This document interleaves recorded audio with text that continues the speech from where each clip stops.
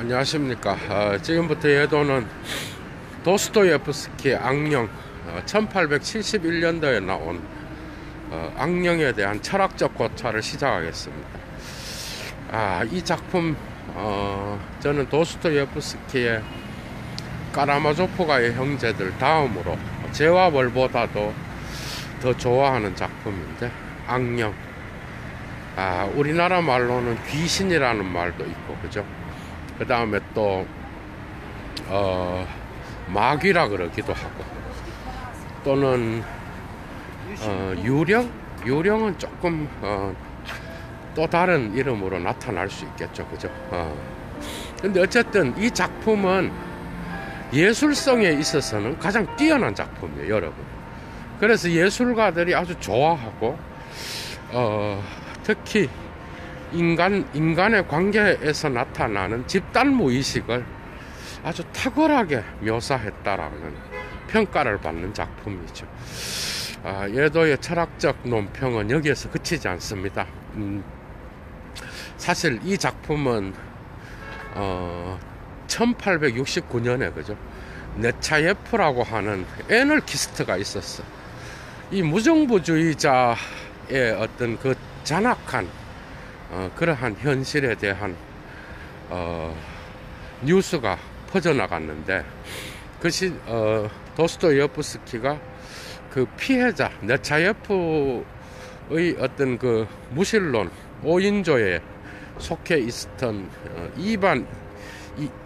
이바노비치라고 하는 거죠. 그 사람이 애널키스트, 그러니까 무정부주의의 어떤 그 환멸을 느껴서 거기에서 빠져나간다고. 그런데 네차예프와 그 동료들이 잔인하게 그죠? 죽여서 이바노비치를 그 러시아의 그죠? 그 추운 그 나라에서 어떤 강바닥에 얼음을 깨고 그 속에 시체를 집어넣는 그런 잔인한 사건이 일어나는데, 이 사건을 듣고 도스토예프스키가 경악을 하게 됩니다. 그러면서 그것을 고발하는 그런 작품으로 사실은 쓰려고 했는데, 역시 도스토예프스키는 그런 정도의 작품으로 그쳤다고 한다면 사실 악령이 그렇게 위대한 작품이 될 수 없었겠죠. 오늘날 보편적 그런 사회주의 혁명, 거기서 나타나는 무정부주의, 이런 것에 그치지 않고 인간의 어떤 보편적인 근본적인 인간관계에서 나타난 그러한 사회 악과 같은 그러한 현실을 보편적으로 그리고 있다고 볼 수 있겠죠. 그래서 인간이 얼마나 그 관계성 안에서 악할 수 있는지 그런 것들을 볼 수 있습니다. 사실 이 작품은, 여러분, 저는 이 작품을 읽을 때 거의 상당히 오래됐습니다. 이 작품을 읽을 때 처음에 누가복음 8장에 나오는 돼지떼 이야기가 나와. 그러니까 어떤 귀신 들린 자를 예수가 만나잖아, 그죠? 그런데 이 귀신 들린 자 속에 있는 귀신이 그죠? 예수님이 나타나니까, 그리스도가 오니까 벌벌 떠는 거야. 그래서 살려고 돼지떼 몇백 마리가 지나가는데 거기에 우리를 보내달라 그런다고. 그러니까 돼지떼 속에 귀신, 그러니까 그쪽으로 가고 그 사람에게서 나오라 그러잖아, 그죠? 그러니까 나오면서 돼지떼에게 귀신이 들어가니까 비탈진 곳에서 돼지떼들이 귀신이 들어가서 그죠? 광기를 일으켜서 비탈에서 돼지떼가 막 밑으로 내려가면서 몰사당하는 강바닥에 강 속에 들어가서 그죠? 몰사하는 그런 일이 일어난다고 성서에 보면. 그런데 거기서 그 돼지떼 주인하고 그 마을 사람들이 예수님한테 찾아와서 떠나라 그런다고, 이 마을은. 그런 이야기를 그 작품에서 쓰고 있죠. 그러니까 그 돼지떼 이야기가 도대체 왜 여기서 그래서 뭐 귀신을 쫓아내는 얘기인가, 예수가? 뭐 이런 생각을 하면서 그때 순진하게 접근했었는데, 이야, 여러분, 예도가 가르쳐 드리겠습니다. 그 작품은요, 끝까지 읽어야 돼요. 그냥 뭐, 앞쪽에 뭐 좀 읽고, 뭐 무신론 사상이 어떻고, 사회주의 혁명가들을 주인공으로 해서, 혁명은 실패하기 마련이고, 그러면서 그 혁명이 얼마나 악해질 수 있는지, 그래서 서로가 서로를 죽이고 파멸한다. 뭐 이런 수준으로 읽어서는 그 예술성을 파악할 수가 없어요, 여러분. 그러니까 예도의 강좌를 듣고 한번 다시 읽어보시오. 끝까지 읽다 보면요, 그 관계성 안에서 진짜 귀신과 악령이 뭔가가 보이기 시작해요. 그게 아주 탁월한 거예요, 여러분. 그러니까 이러한 사회주의 이념이라든지 무신론이라든지 무정부주의라든지 그래서 신을 몰아낸 인간이 주인이 된 사회가 얼마나 악랄해질 수 있고, 종교를 없앤 인간이 얼마나 주인으로서 모든 것이 허용된다, 모든 것을 할 수 있다, 인간이 인간을 죽이고 배신하고, 그리고 여성을 성적 대상으로 삼고, 그 악랄한 인간들이 어떻게 서로를 죽이고 죽는지, 그러한 표면적인 것 말고, 그죠? 그 이야기에서 끝까지 가다가 보면요, 야, 악령이 인간이구나, 인간의 관계성 안에서 드러나는 그 비참한 그러한 현실을 여러분들이 볼 수가 있다. 그 무슨 유령처럼, 그죠? 그 관계망, 인간의 어떤 그 서로가 서로의 등장인물 가운데에서 관계하는 그들의 집단 무의식 안에서 이 사회적 관계망 안에 악령이 숨어 있다라는 거. 그래서 그것이 난다는 거. 그래서 예도가, 그래서 도스토예프스키가 이 작품 앞에 예수님의 그 돼지떼 귀신 이야기를 표제어로 제목 뒤에다가 이야기를 시작하기 전에 실었구나 하는 거를 깨닫게 되는 거야. 무릎을 딱 치면서, 그래서 뭔가 그 관계망 속에서 나타나는 그 사회 악과 같은 그러한 정체가, 그죠? 투명 인간이 약간 자기 자신을 보여주듯이 그렇게 존재 속에서 그 보이지 않는 인간관계의 그물망 안에서, 그죠? 존재로서 약간 자기의 모습을 비치는 그 악령의 모습을 여러분은 볼 수가 있어. 정말 탁월한 작품이에요, 여러분. 집단 무의식이라든지 인간이 인간의 어떤 그러한 관계를 맺을 때에 나타나는, 서로를 속이면서 자기 스스로가 무슨 짓을 하는지를 모르고 등장인물들의 중층적 엮임, 이런 게 나타난다라는 거야. 옛부터 신학적인 설명이 필요합니다. 귀신을 서구 신학에서는, 그죠? 이런 게 이제 여러분들이 꼭 이 강좌를 듣고 한번 다시 읽어보세요. 귀신은 서구 신학에서, 동방종교도 동일합니다, 여러분. 서구 신학에서 귀신은 존재가 아니에요. 그게 귀신을 신과 같은 그런 존재로 인정하지 않습니다. 그럼 유일신이 파괴돼 버려. 그러니까 귀신은 있기는 있는데, 이것은 뭔가 하면 신이 아닌 거야. 신이 아니고 언제나 존재를 통하여 자기를 드러내면서 악한 일을 도모하는, 그죠? 그래서 우리는 이게 무슨 신으로서 인정을 하잖아, 그죠? 그런데 동양인들에 대한 귀신에 대한 그런 거는 조금 이러한 서구 신학에서 나타나는, 그게 귀신이 실체가 돼버리면요, 신이 몇 개가 돼버리잖아. 그러니까 이런 걸 인정할 수가 없는 거예요. 응?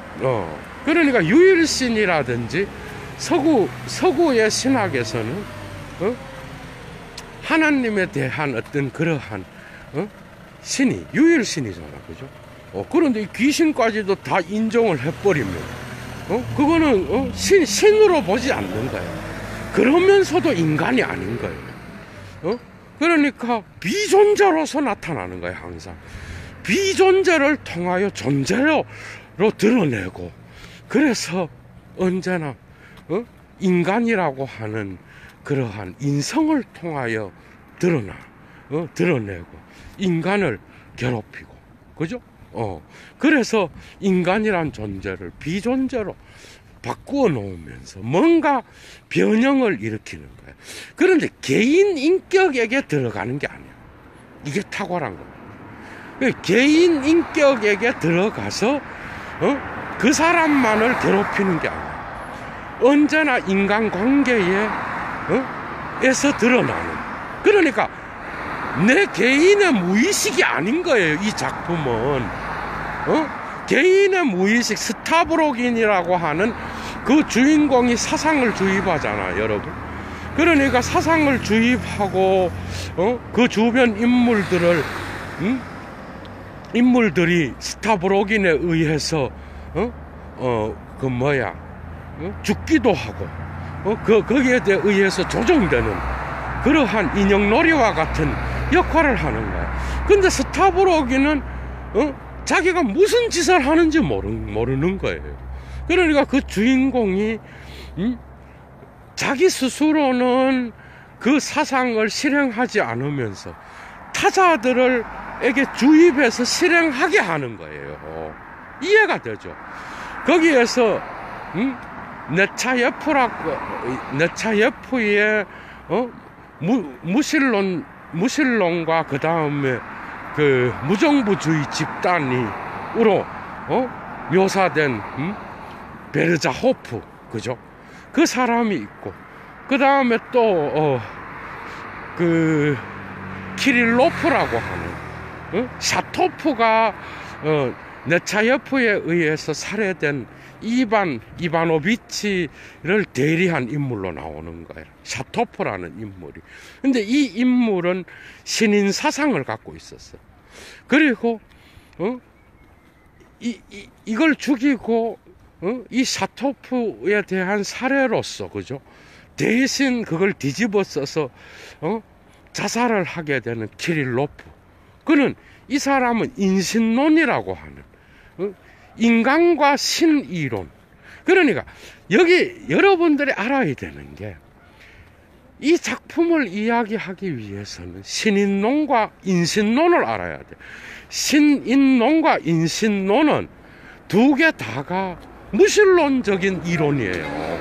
그러니까 신인론은 뭔가 하면은, 이거는 포에르바를 생각하면 돼. 그러니까 신적인 것을 죽여서 인간에게로 빼앗아 오는 사상이에요. 그러니까 샤토프가 거기에서 베르자호프라고 하는 네차예프를 대신하는 그 인물과 함께 무정부주의 운동에 혁명 운동에 가다마다 중간에 배반을 때리고, 그건 아닌 것 같다 그러면 돌아선다고. 그런데 이 사람이 신인론을 대표한다고. 그게 누군가 하면은 이바노비치라고 하는 실제 인물을 대리해서 악령에 집어넣은 바로 샤토프라는 인물. 이 샤토프가 신인론에 대한 어떤 대표적인 인물입니다. 인신론은 뭐냐? 인신론은 인간적인 거를 죽여서 신이 되는 거예요. 두 개 다 무신론이에요. 이 두 개 다 인간적인 거하고 관계되는 거예요. 그러니까 그게 키릴로프인데, 다시 말하면 인신론을 갖고 있었던 키릴로프는 자기가 신이 되기 위하여 자살을 선택합니다. 마치 알베르 까미가 약간은 영향을 받은 것 같은 느낌이 있어. 그러니까 자살을 선택하는데, 물론 까미는 실존론적 자살을 이야기하면서 다른 이야기를 하는 거죠. 그런데 어쨌든 신과의 어떤 관계성을 이야기하고, 그죠? 거기에서 신은 물론 기독교 신뿐만 아니라 어떤 로마 신화에 나오는 그런 신도 이야기를 할 수 있겠어. 그 그리스 신화에 나오는 시지프의 신화에서도 나오고, 그죠? 그런데 어쨌든 그런 걸 연상시킨다고, 느낌적으로. 그러니까 이 키릴로프는 이 인신론, 샤토프에 대한 어떤 그러한 죄를 뒤집어 쓰고, 샤토프에 대한 그 사례를 자기가 뒤집어 쓰고 자기가 죽는 거야. 이념을 위하여. 그래서 스스로 신이 되는 거야, 여러분. 인신론의 대표자입니다. 그러니까 지금 이런 내용이 중요한 게 아니라 이 작품의 위대성은요, 한 인물이 어떤 1인칭 관찰자 시점에서 전지적 작가 시점을 왔다 갔다 해, 이 작품은. 그래서 무슨 추리소설을 연상시키면서 끝까지 읽을 때에, 그 인물이 그 인물이었구나. 그런데 그 인물의 특징이 일관되게 나타나는 그러한 특징으로 봤다가는 큰 코를 다치는 거예요. 그러니까 등장인물들마다 특징은 다 있어요, 물론. 있는데 중요한 것은 그 전부 다가 거기에 나오는 인간들이 다중인격자들이야, 여러분. 이해가 돼요? 그러니까 무의식이 막 얘기를 해. 그러니까 그 인격이 어떤 이념을 향하고 각각은 각각 다른 신인론과 인신론과 무신론과 무정부주의적이고, 또 여색을 밝히고 호색가요. 스타보로기는 뭐 상당히 호색적으로 나오잖아요. 그러니까 그 복잡한 관계망 속에서 인간이 얼마나 악해질 수 있는지. 근데 그것은 한 인간의 등장인물 안에서 또 다른 등장인물과 만나면서 그 악이, 그죠? 어떤 방식으로 움직이고 그 다음에 또 다른 효과를 만들어내는 거예요. 그러니까 한 인물이 다른 인물과 만나서 특정 효과를 만들어내고, 그 효과가 또 다른 인물과 만나면서 또 다르게 막 움직여가는 거야. 막 이 관계망에서 막 악한 악령의 모습이 막 드러나는 것 같아요, 여러분. 그래서 구원이 없는 거예요. 그냥 서로를 죽이고, 23명의 등장인물들, 그리고 거기에서 등장인물의 이름으로 표시되지 않는 자들까지 엄청나게 많은 사람이 자살과 타살에 의하여 죽음을 당한다는 거죠. 그 작품에서 절반 이상이 죽습니다, 여러분. 그 작품에서도. 그러니까 다중적이고 중층적인, 그러니까 중층적인 게 뭐예요? 중층적인 거는 프로이트가 그 꿈의 해석에서도 무의식을 중층적으로 이야기하잖아요. 무의식의 의미는 중층적 의미를 갖고 있는 거야, 여러분. 환유와 은유를 통하여 다양한 의미들이 산출되는 것을 중층적이라 그래요. 그런데 이 악의 어떤 통로가, 그죠? 예측할 수 없이 타자와의 관계를 통하여 확장되는 거예요. 그런데 스타브로기는 사상을 주입하고 불러일으키는 무와 같은 존재예요. 그런데 그것에 비하여 키릴로프는 그것에 의하여 움직여지면서 자살을 선택하고 그 죽음을 통하여 스스로 신이 됐다고 생각하는 거예요. 그러니까 어쨌든 이념적인 것을 위하여, 사상을 위하여 죽을 수 있고 죽는, 이것은요, 러시아의 어떤 혁명이 성공할 수 있었던 것은 독일인들의 어떤 그 마르크스의 어떤 이러한 철학 사상이 관념적으로 흘렀다고 한다면, 독일은, 이 러시아는요, 얘도가 러시아 사상사도 강의를 했고 많이 해놨습니다, 사실은.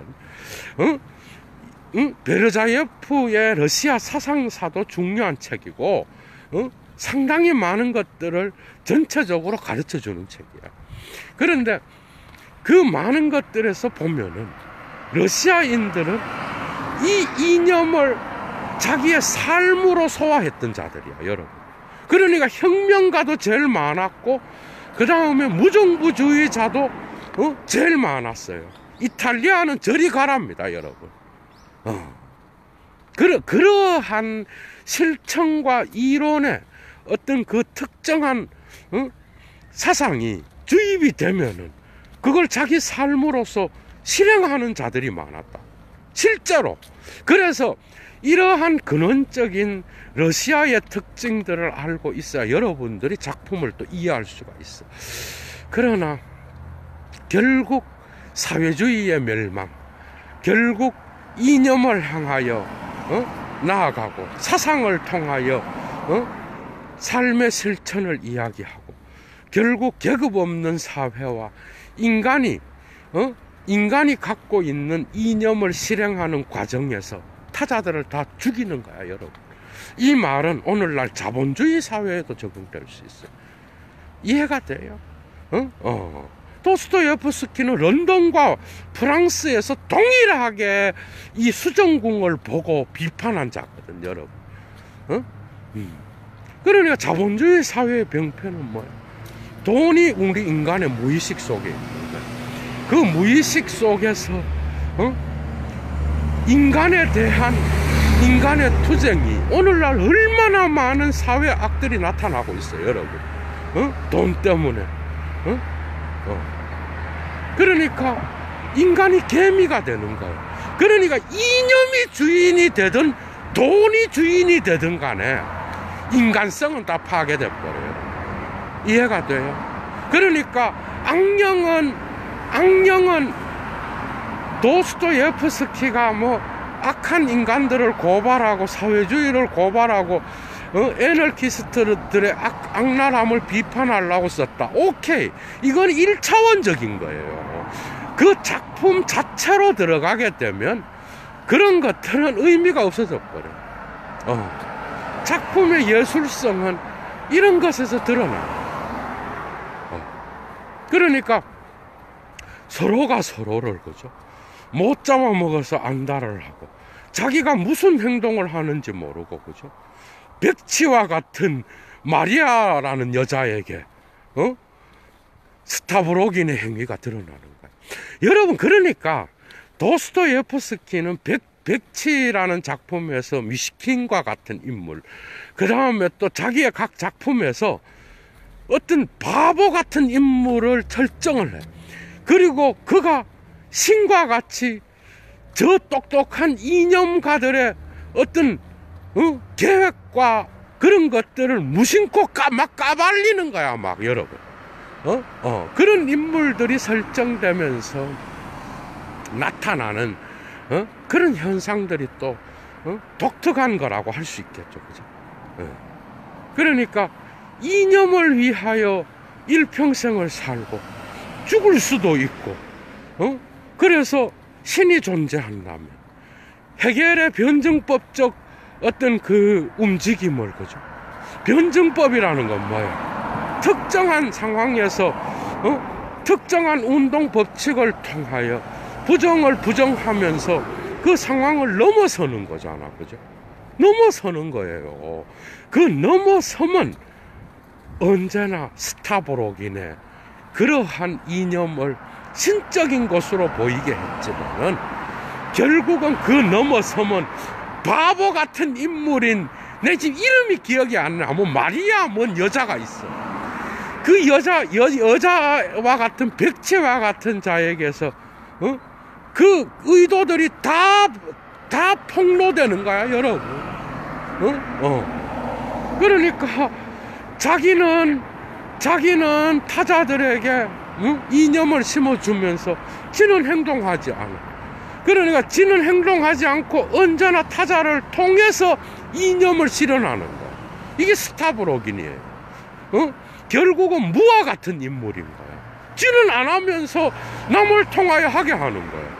그리고 그러한 등장인물들이 다중적인 인격을 갖고 서로와 이 사람과 저 사람과 서로 엮이면서 또 다른 효과를 만들어내고 그 효과 안에서 죽이고 죽고 또 이 사람이 이 사람에게 했던 그러한 음모와 배반이 자기한테 또 적용되고 아주 복잡하게 얽혀있는 이러한 인간의 집단 무의식적인 관계망이 그죠? 백치를 통하여 드러난다니까 여러분. 그러면서 그 안에서 엄청난 무신론적인 사상과 신에 대한 부정과 이런 것들, 그리고 이런 것들이 어떤 방식으로 변증법적 운동을 통하여 인간의 인격을 옮겨 다니면서 표현되는, 거기에 이제 예술성이 있는 거예요. 거기에서 러시아 문학 안에 위대한 예술성은 이런 거라고 할 수 있어요. 그러니까 프로이트나 융이 이러한 자기 자신의 어떤 무의식의 이론을 서술적으로 썼다 그러면 도스토예프스키는 소설로 쓴 거예요. 탁월한 거죠.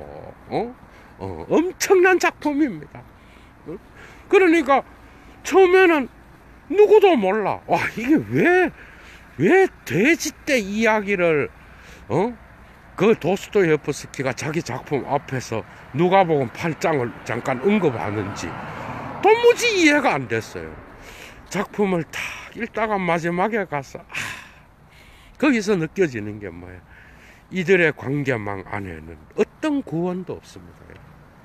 어떤 구원도 없고 어떤 서로의 죽임과 배신과 속임과 욕망과 그 다음에 또 기망과 또 허무, 그것으로부터 오는 허무감, 이런 것들이 아주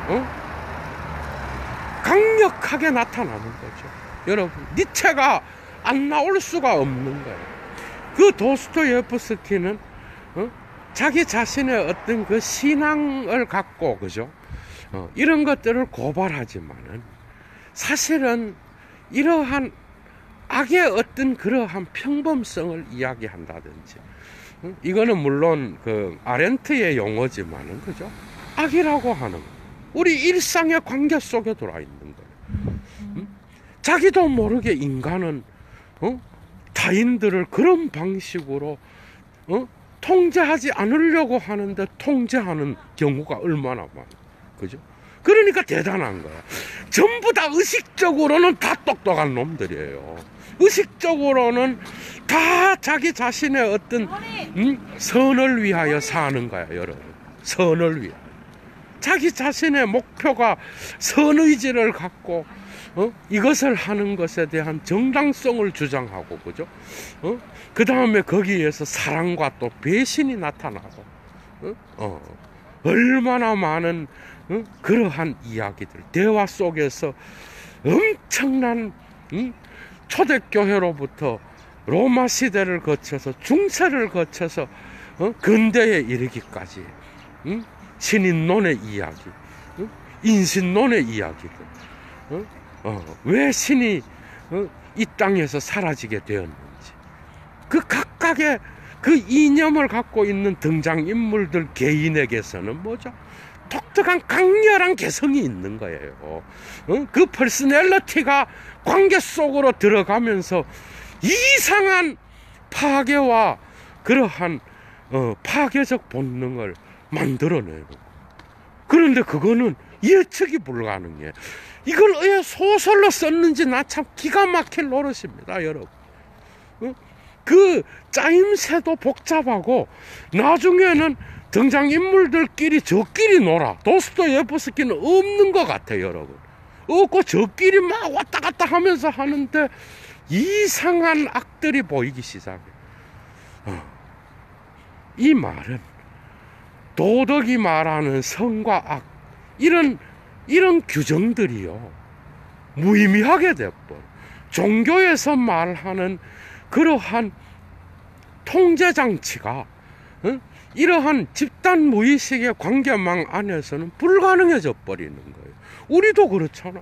우리도 일상생활에서 사회가 알려주는 그러한 도덕과 법과 윤리 안에서 이야기를 하잖아요.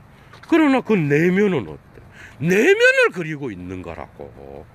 이해가 돼요? 내면. 엄청난 예술성을 가진 작품이야, 여러분. 그 내면을 투사하고 이야기하고 말하고 거기에서 나타나는 그 인물들의 어떤 도스토예프스키의 작품은요, 어떤 이런 배경 설명이 길지가 않아. 뭔 말인가 하면, 작품을 얘기하다가 저 산이 있고 거기에는 이래가 배경을 막 얘기하면 뭔가 이게 좀 등장인물들도 좀 이게 아름답게 보이잖아, 그죠? 그런 게 없어. 그냥 인물들을 막 그리는 거야. 그러니까 그 인물들이 아주 강력하게 그 개성이 뚜렷하게 드러나는 거예요.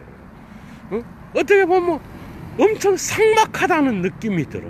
자연에 대한 묘사가 상당히 작아요. 그러니까 어두운 어떤 모습들, 겨우 집 하나 있고 거리에는 어두움이 비쳤다, 이 정도 수준인 거야. 그러나 그 인간에 대한 묘사는 정말 세밀합니다, 여러분. 그래서 읽으면서 요런 모습이 내한테도 있구나, 요런 모습이 타자한테서 느껴지는 이런 것들이 내 속에도 있구나, 이런 것들을 볼 수가 있는 거죠. 그래서 그 결과물, 다시 말하면 그러한 이념적인 것들을 자기의 옳음을 행하고 자기 나름대로는 수정공과 같은 계급 없는 사회, 정말 올바른 정의를 위하여 살아가는데, 그 정의가 타자와의 관계 안에서 들어가게 되면은 정의가 없어, 여러분. 니체가 환장할 만 했겠죠, 여러분. 그러니까 이러한 인간의 중층적이고 다중적인 이런 인격을 정말 이렇게 묘사할 수 있는지, 그리고 그 개인은 얼마든지 선할 수 있어요, 개인은. 그죠? 개인은 누가 봐도 법 없이도 산다 그러지. 인간의 관계망 안에 들어갔을 때, 인간관계의 관계망 안에 들어갔을 때 자기 의식이 통제가 불가능해져. 그죠? 그러면서 그 결과물은 죽음, 자살, 그 다음에 또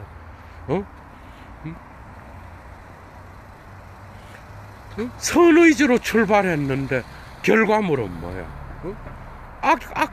악이라고 말하기도 너무 정도가 덜한 거죠. 그런 잔인한 어떤 인간의 내면을 특정 관계망 안에서 드러내는데, 거기에는 무가 있습니다, 여러분. 구원이 없어. 이러한 인간의 관계에는 돼지떼에 들어간 귀신들의 그러한 장난밖에는 없는 거예요. 그러면서 자기 자신의 이념의 정당성을 표현하고 있는 거죠.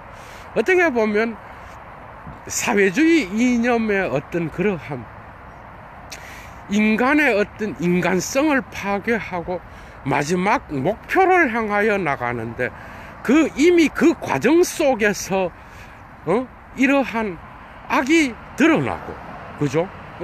그래서 타자들의 엄청난 사례를 통하여 건립될 된 그러한 사회주의의 완성도 되지도 않는다 그러는 거 아니야? 완성을 향하여 나아가는 그러한 무시무시한 이념의 어떤 그 특징을 보여주고 있다라는 거예요.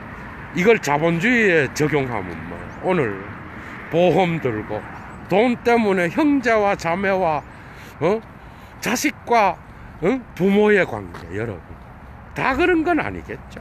물론 얼마나 많은 사회 악들이 그죠 관계망 속에서 나타납니까? 인간성 위에 있는 거예요.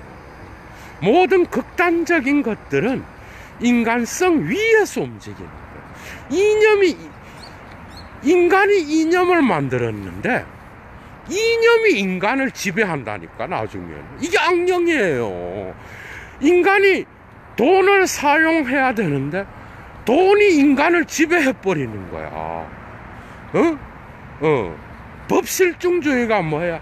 인간의 올바름을 위하여 법을 만들었는데 나중에는 법이 인간을 살해하고 죽여버린다니까. 여러분, 이러한 전도된 모습들, 신을 죽인 신인론과 인신론이 나타났을 때 이미 도스토예프스키는 파시즘과 나치즘과 그 다음에 스탈린을 미리 예언했던 자요. 그죠? 거기에서 나타나는 그 병폐들. 그래서 인간을 개미떼에 비유하고 있다라는 거. 그죠? 인간은 이념의 종이요. 그 안에서 타자들은 단 하나의 수단이요. 그 이념을 실행하기 위한 하나의 어떤 기계론으로 따지면 대리 부품으로 사용된다라는 거. 이러한 것들을 희생하고 나서야 뭔가 이루어진다 그래도 그 왕국은 파괴되기 마련인데 그 왕국이 이루어지기도 전에 언제나 이념으로서만 존재하는 거죠. 이념으로서만 계급 없는 사회가 있다는 거예요. 정말 인간들의 이성에 의하여 움직여지는 그러한 신의 나라가 존재한다라는 거예요. 언제나 유토피아로서만 존재하는데 그 길로 가는 데는 내 마음에 들지 않는 타자들을 내 방식대로 통제하고 없애고 지배해야 된다라는 거죠. 그것이 성공할 리가 있어요, 여러분. 알베르 까미가 왕국이라는 책에서도 이야기하듯이 사회주의든 자본주의든 다 실패한 거예요, 여러분. 그 점에서는 여기에 대한 어떤 고찰 없이, 그죠?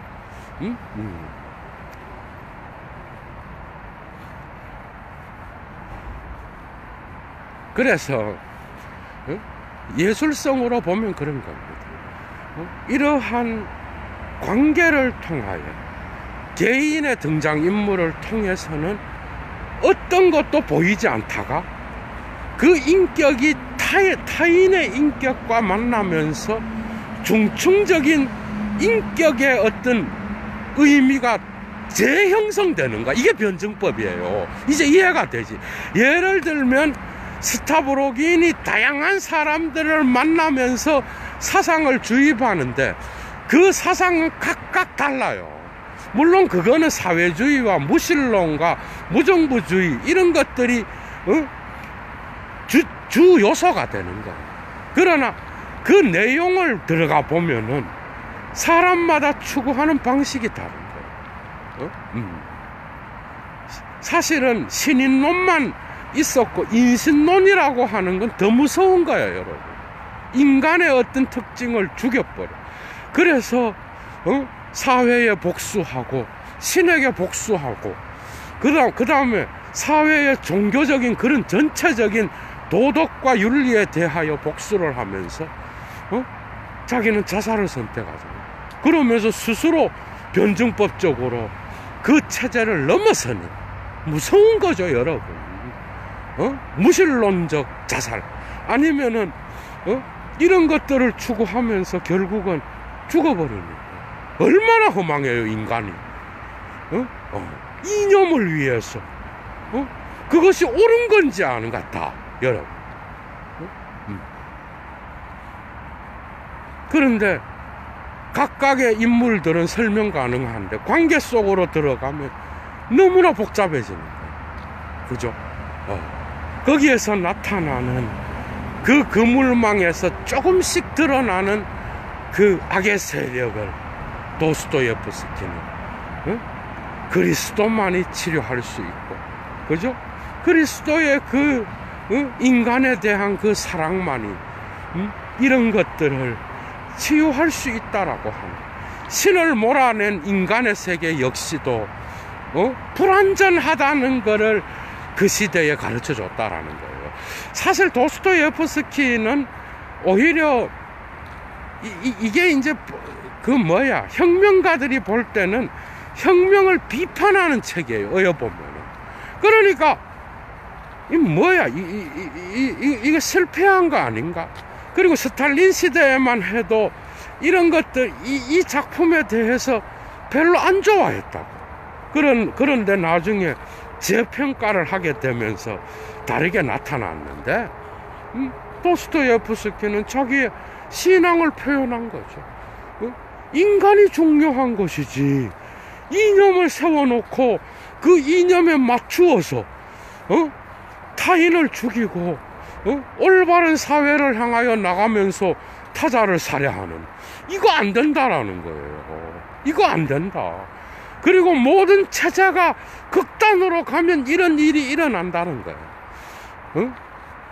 그러니까 순진한 윤리를 거부하고 또 다른 윤리를 이야기하는 거예요. 그래서 이 작품은 인간성의 악을 표현하면서 인간을 정화시키는, 어떻게 보면 아리스토텔레스의 그러한 카타르시스를 정화로서 표현할 수 있겠죠. 인간의 어떤 그 악의 표현을 통하여, 무의식적 고백을 통하여 치유가 되듯이 그 사회에 대한 그러한 보이지 않는 악의 문제, 사회 악의 문제를 다시 한번 제고하면서 거기에서 나타나는 인간의 여러분, 이거 의식의 문제라 그러면요, 도스토예프스키는 위대하지 않습니다, 여러분. 그죠? 누구든지 도덕을 이야기할 수 있어요. 칸트로 만족하는 거예요, 여러분.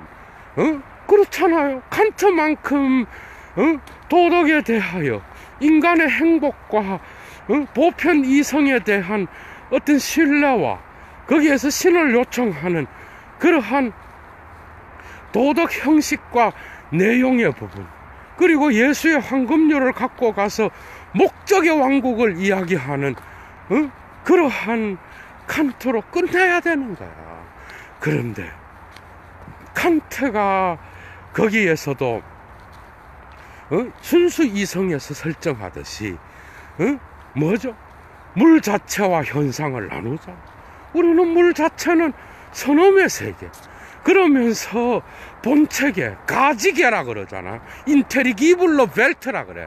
그러니까 이 가지계는 오직 실천 이성, 순수 이성이 실천적으로 적용되는 세계라 그랬어.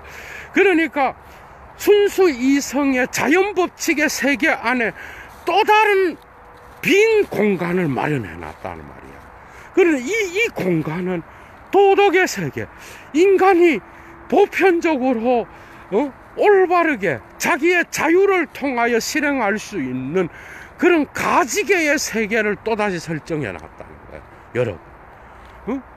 그것으로서 나타나는 다양한 것들이 있지만은, 이러한 인간의 무의식의 세계를 보았더라면, 여러분, 인간에 대한 그러한 깊은 심년, 어두운 내면, 이 부분은 도스토예프스키와 니체와 프로이트와 그 다음에 칼 막스도 여기에 들어갑니다, 여러분. 인간의 관계성 안에서, 사회의 관계망 안에 숨어 있는 기망과 허위 의식을 폭로했다라는 거, 그죠? 그 점에서는 같은 거죠, 여러분. 이런 것들을 고려하지 않는 그러한 모든 인간학은 절반의 진리에 불과하다는 거, 그죠? 그래서 그 이후에 프로이트가 나오고, 그 다음에 또 락강이 나오고, 칼 융이 나오고, 락강이 나오면서 오늘날까지도 이 작품은 정말 탁월한 인간에 대한 어떤 사회적 관계를 기가 막히게 표현하고, 거기에서 나타나는 그러한 개인이 집단이 될 때 변해갈 수 있는 그러한 총체적 변증법의 넘어섬을 기가 막힌 신학적, 종교적, 그 다음에 무신론적 입장에서 또 다양한 방식으로 등장인물들을 통하여 표현하고 있다라는 거. 야, 여러분 대단하죠? 이런 부분들이, 그죠? 그래서 도덕은, 그죠? 이러한 관계성, 무의식에서는 파괴돼 버리는 거예요, 여러분. 도덕이 없는 게 아니라 도덕의 경계 아래에 보이지 않는 초자아가 지배하지 못하는, 그래서 의식의 세계도 모르는 그런 것들을 프로이트가, 니체가 나오기 전에 러시아의 형무소에서 자기의 일생을 보내면서 4년을 보내면서 거기에서 보았던 인간상을 통하여 그 무의식의 관계를 보고 자기의 작품을 또 다른 방식으로 썼던 도스토예프스키의 이 악령, 여러분 오늘날도 정말 최고의 작품, 그죠? 예술적인 종합적 측면에서 그 사실은 까라마조프가는 너무나 복잡하고, 그죠? 좀 약간 흩어진다라는 느낌이 있는데, 이 악령은 하나의 작품으로서 딱 모아져서 그 예술성이 탁월하다고 볼 수 있습니다, 여러분. 탁월하고 그 묘사도 탁월하지만 개별과 종합, 개인과 공동체, 해결도 들어있죠. 그 다음에 또 이런 것들이 변증법적으로 관계를 맺을 때 어떤 현상을 인간에게 만들어낼 수 있는지, 이런 것들을 정말 악령보다 더 탁월하게 묘사한 작가가 있었는가. 정말 대단한 작품입니다, 여러분. 거기에서 그리스도만이 구원을 할 수 있다, 이런 거는 하나도 표현되어 있지 않아요. 여러분들이 읽으면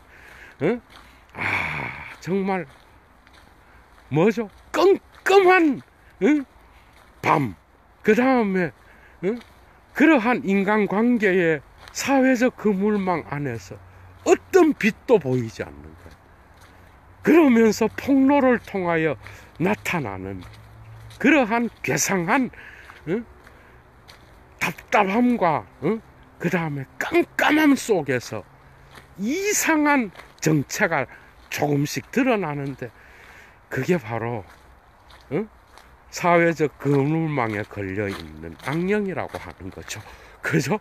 거기에서 기이하게도 그걸 인식하면서 묘한 인식을 주면서 사회적 정화를 일으킬 수 있는 그러한 이상한 예술적 힘을 여러분들은 이 작품 속에서 느낄 수 있을 겁니다, 여러분.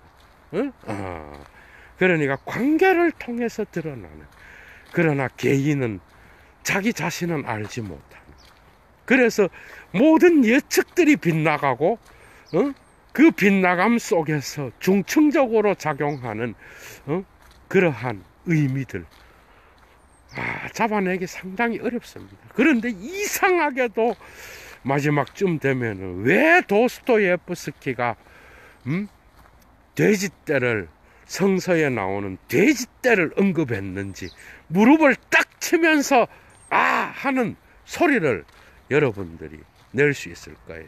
이 관점에서 여러분들이 이러한 네차예프 사건으로부터 도스토예프스키가 이 작품을 썼다 뭐 이런 수준의 표면적인 거 말고 작품 안에서 도스토예프스키의 예술성을 여러분들이 만끽하면서 그죠?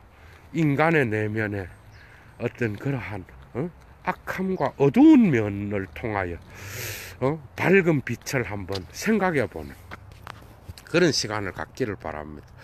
예도는 물러갑니다. 주스.